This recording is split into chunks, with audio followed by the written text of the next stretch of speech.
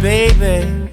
Hey, this is Casey with Music You Can See. We're sitting here in Las Vegas, Nevada with Billy Desmond of Billy D and the Hoodoos. How you doing, Billy?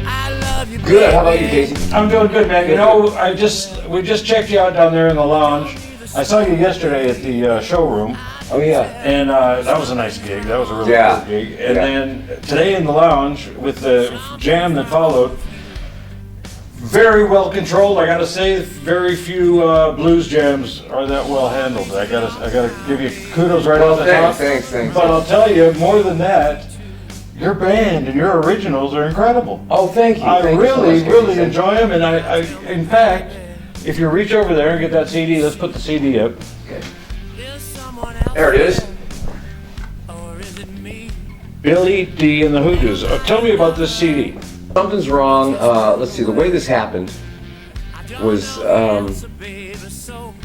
so I had written the first song that I wrote and recorded for this CD is the number 3 track, and it's called "Why You Do It." I ran into a guy who I had previous CDs, and he had heard them, and he said, "I really like your songwriting." He goes, "But you have not been produced nearly well enough, you know, for what you're capable of." And I, you know, first you take offense, like, "What do you mean?" But then it was like, I said, "Next time you write a song that you really like, let me know. I'll record it for free and we'll put it together for free." So that was Why You Do It. Went and recorded it, and it came out and it sounded like really good, you know. And so then we decided to make a whole CD, and then I had some of the songs written already, and then one day I can't remember what was going on, but I wrote Something's Wrong. Just something was on TV or something that was doing that pulsing kind of thing, and that's how Something's Wrong came about. And you know, it just took off from there and just kept writing more songs, and it turned out to be, and his name is Craig Neal. He lives in Santa Fe, New Mexico, is where I used to live in Santa Fe. And he just did such a great job on the CD, and the CD has pretty much had legs ever since then, to tell you the truth, you know. Tell me about the guys on it. My bass player back there was Low Sipe, or Big Jeff Sipe. Pretty well known all around. Plays in Mississippi every year, that kind of thing, you know. Hits a lot of the blues circuit kind of thing, and he still plays with me every time I go down there.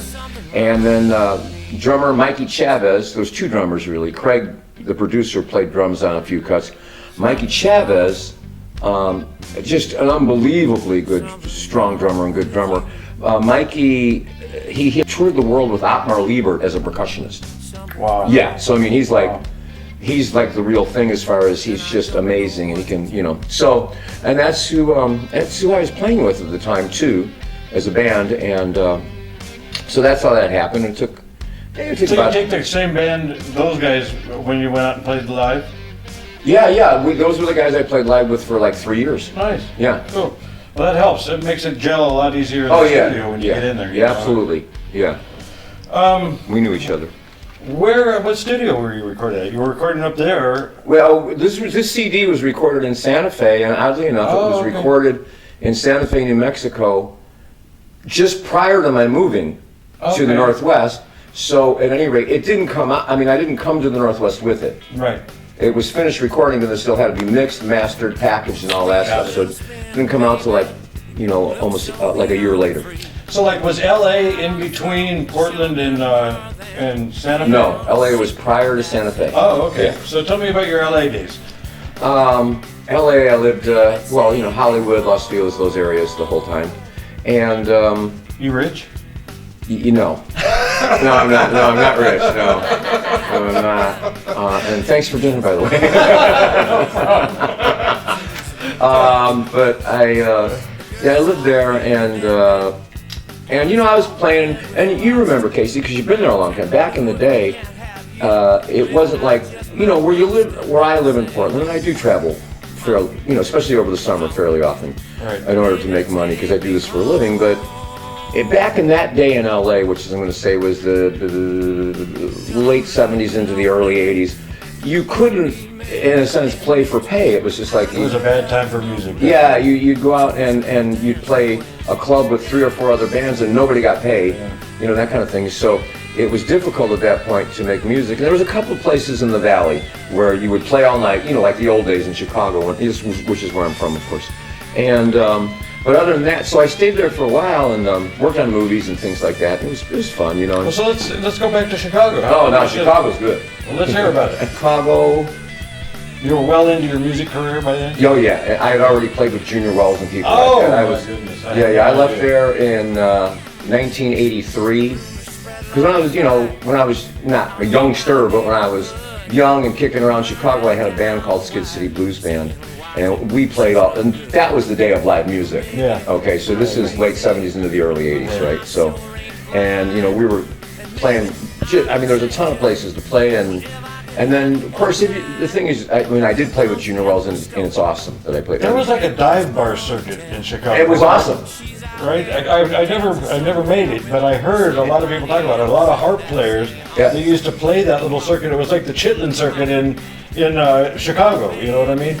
There were these clubs that you could just walk from one to the other, within a 5-block area. There was Halsted, and then there was Lincoln Avenue, and we played at the Kingston Mines for years. Still an immortal. We played there every Tuesday for years, and we were the opening and backup band for his name was Emery Williams, but Detroit Jr., who was Howlin' Wolf's piano player for like 20 years. Really? And I played and jammed with Hubert Sumlin there. Holy cow! And played with Junior Wells a whole bunch. Wow. And so when I say that, when you say that if you're from Chicago, if you're pretty good, it's not name dropping. You would play with those guys if you were from there. Right.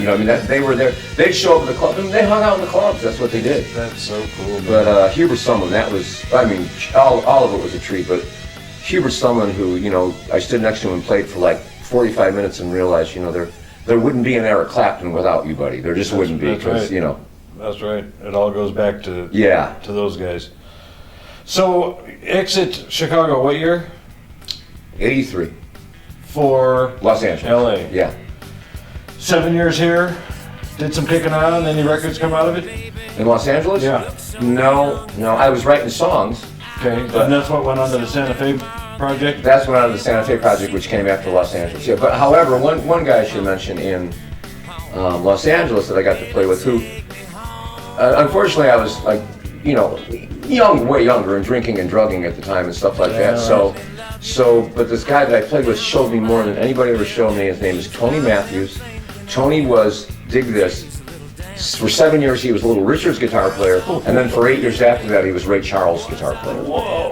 And he showed me so much stuff that I still remember. Wow! And, amazing stuff, and he was really, really great guitar player. But out there it's kind of like, well, you live there, so it's like you go to these musicians' union halls and stuff to rehearse, and it's like $1 for the rehearsal because somebody in the band's in the union. But there's all these guys, and they've all toured with BB, and they've toured with people like they're all there. And you go to the Big Potato for a jam, and oh my God, oh yeah, like Toto's there. That place is incredible. Oh my God, for a place that only holds 12 people. Yeah, and 6 of them are in the band. Yeah, right. What took you to Portland? Well, there's personal stuff involved in that, but also, as I told you guys earlier, I'm a single dad with a 14-year-old son. Right. And he was 7 when we left LA. When we left Santa Fe, and so, but even though his mother and I and he moved out here together, even though we weren't together, kind of thing, because we wanted something. It didn't seem like a great place for Eddie, as my son, when we were there. So and he thrives in Portland. That's awesome. So it's kind of like, it was a good thing. Great. By the way, the live music scene in Santa Fe at that time, and now it has come to fruition that it really went downhill. Really? And I got out, right when I left, it was still pretty fat. It was, and I play as a solo a lot too. So, but really, it was like, man, tourist town, and you go out and they pay you $100 and you walk out of the place with $400 because the tourists are just throwing money at you. Nice. And it was great. And then it just started to slow down. So I kind of got out in time. And Portland, a lot of really good players in Portland, really good thriving music scene, and very appreciative. To a degree, sophisticated listening audiences, kind of like the kind you encounter here at the Big Blues Bender, where people are actually paying attention. Right. And if you write something, they're actually in it. Like they know you wrote it and they want to talk to you about it. And so Portland really has that, and they clap for good solos and stuff. It's really cool. How far is Portland from the Burke? I know, I played the Burke a few times. How far is that from where you're at? It takes about 90 minutes to get there and about 70 minutes to get home because it's on a highway that so how do you like the place? Oh, the Burke's really cool. Nice. Yeah. Do you know the people that run the place? Mike and Wendy, sure. Yeah. I just met them on Facebook. Yeah, Mike and Wendy are great, and they have great talent out there, and it's a great place. Say hi, Mike and Wendy. Hi, Mike and Wendy. And the Burke is just experiential, and it's rustic and charming, just beyond belief. And it's just a wonderful place, and they really are music lovers. Right. Mike and Wendy are really music lovers. So. Okay, let's talk about the state of the music industry today, and I'm not talking about the pay-to-play and the garbage that's going on out here in LA, but I'm talking about post-Napster record deals, which are non-existent. Yes. The industry is in just upside down in a turmoil. Where is it going to land? What's going to happen? How are we going to come out of this thing? How is the artist finally? Now you have more control. Yeah. But you don't have distribution. Right. Exactly. And what I'm realizing is, and we get a few of these per year. We're sitting in the Big Blues Bender in Las Vegas right now, and it's just rocking.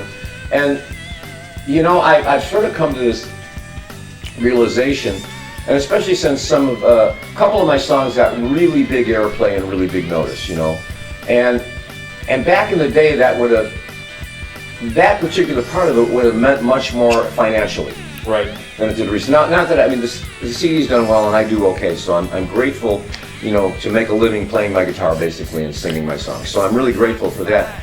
But this kind of, what you got to do is you've got to be able to get these kind of things that we're at right now in order to, make any genuine money. Because for one, Casey, they can steal your music now. They don't have to buy your CD. They just don't have to. I think a lot of people do because most people are honest, is the truth. But there's just so many ways around everything, and is Spotify going to drop me? I don't know. But Spotify and all this, it's like, every month you get like 38 cents from them or something, and you're thinking, and everybody's telling you, oh, I heard you on Spotify. And it's like, well, yeah, but they sent me 38 cents. Yeah. or worse, iTunes, and you're 10 cents on the dollar. Yeah. That's a rough percentage, man. It really is. I just we got to put our heads together and get these techies. We got to go find one of these hacker guys, or one of these guys that's got way too much time on his hands, and figure out a way to just put the artist back in control. To help us out, exactly. Yeah, there's got to be a way to do it. I've been searching for the angle since Napster. And I'm just thinking there's got to be a way to turn this thing back around. And now it has helped put the artist in control of the music more, because you don't get record deals anymore. But somehow we gotta make a distribution network. We gotta make a musicians network, whatever it is. Unless you're able to get into several of these events every year, like 15 or 20 of them, like the Delgados or people like that, and they're really great. We just went out and saw them. But it's like. They did just come off of an IBC win, which I'm sure comes with a bunch of nice perks. It does. It's a damned if you do, damned if you don't thing. And one of the things is that because of access, we're inundated. Because of the internet and because of the thing, we're inundated. Guys that run these things, like the Big Blues Bender, are inundated. Everybody's inundated, so it's much harder there's some of the, at least middle level cream that doesn't get to rise to the top a lot because of that, so. Well, like you said earlier, you've got essentially, for some of these festivals, they're all agencies that have the acts on there, and then you got 300 bands competing for the 3, 5, 7 open slots that are left, which aren't usually the best slots, No, but I feel, we're running the jam. We get to play a set, but we're running the jam, so I worked from noon to 5 today. I saw you out there, man. It was like marathon. But I think I got a text from you halfway through. Man, do you know any guitar players? Send a guitar player now. Send a guitar player. But I was so grateful to get in. You know what? It's a nice gig. It's a good thing. It's a good door. It's a great festival. Yep. Great festival. Say hi to the Bender. Great festival. AJ Gross. AJ and Lori and the crew. The crew's phenomenal, and it's just hospitality's overwhelming. Hospitality's awesome. It's so well run. And you know, I mean, smooth. I don't think anybody's run late. I don't think it's been. no, it's so well run. That's why I told somebody. I think it was Lori. I told in the elevator the other day. I played a bunch of these things in my life over the course of my life. This one is so well run and so well put together. It's just, you know, what a treat, what a pleasure to come here and play. And this, I heard, I'm not sure, but this is more attendance than the first two combined, or the first three combined. I would believe that it's pretty crowded. And sold out. I sold out. Sold out the Plaza Hotel. That's pretty good. I played the very first one. That's nice. Which was 4 years ago. It was actually called Sin City's Soul and Blues Revival. And AJ worked on it, but he wasn't running it at that point. But he worked on that first one. And that was at the Riviera Hotel, and it was, I just recognized it right away as, I'm not sure how well they were organized or how well they did, but I recognized it right away as a really good idea. Yeah. You know, I think he did too. Everything's an elevator right away. I thought that's so clever. So it's a nice gimmick. Yeah. And it's really handy. I mean, for us. Oh, it's unbelievable. Yeah, it's really cool. So you've played the Waterfront Festival. Yeah. I've been once. A few years ago. And I really enjoyed it. I thought it was cool what they're doing for the food bank. And the food bank, It's a good cause. Yep. And I mean, I think at the time, the one I went to, it's been several years ago, but they had like 4 stages, and they had the boats that floated up and down the river. They might have 5. Maybe 5. Yeah. It's just a huge festival. Very big. Biggest festival, I think. I mean, literally, there's 25,000 people there per day. Yeah. It's awesome, man. It's crazy. Yeah. Yeah. So we're gonna have to hook you up down in Southern California so we can get you down that way more. You know, I've got fans, by the way, that keep sending me stuff about the one in Moore Park, the Ventura. Yeah, Ventura. That's a nice little festival. Try to get down there for that. You know, Michael John. Actually, Mikey Mo came up and played with you. Played with me today. He was playing. I know he liked the band. He was. Oh yeah. Yeah, he was digging the band before he came up, and very good player, by the way. Yeah. Mikey Mo. Yeah. Let's talk about pay to play. Yeah. What do you do? Do you do it? Do you pay? Do you buy 50 tickets so you can open for Tommy Castro or Coco Montoya or John Mayall or whoever? I mean, Well, for John Mayall, maybe. Not the other guys aren't great, but you know, John Mayall, Right. John Mayall. I understand that. Still, you gotta sell the tickets. The answer's no, Casey. I would Yeah. say. You know, it's how do we get around that? I don't know what to do about that except say no. I'm really blessed because I kind of work for You don't have to. a corporation and that's centered in Oregon and Washington that has many locations. I play solo for them, and so you know. Well, see, that's cool too because you don't have a big band to carry around. And I just drive to the place with my little acoustic That's setup nice, and play, man. and it's really nice. But Have you ever done that? they're called cross-country? McMenamins, by the way, and I want to give them a shout out because every one of them is unique, individual, and different, and they're all just really well done, well put together, and it's just a class outfit. And I get to be one of their main guys, you know, that gets to Say play the for a name lot of again? them. The name of it is McMenamins. There's, I believe, I mean, I play about 7 or 8 of them that have music. I believe there's like 80 something. All of them don't have music. You know, some are just restaurants. Some are big hotels that are on big properties, and so That's cool, man. That's a nice gig. it's very cool. Is it nationwide or just? No, it's all Northwest. Oh, really? Yeah, Well, that's nice to stay home with your son. You don't have Yeah, to go yeah. hitting the road. You know, during the summer, I hit like this summer. Let's see, New Mexico, of course, Chicago, Texas. I'm going back to Texas in about 3 weeks. Coming here to Las Vegas, the Big Blues Bender. We're actually doing a festival in a couple of weeks, but it's up in Washington, about 3 hours from us. So, So, do you have a name for the new CD? yes, I do. Let's hear it.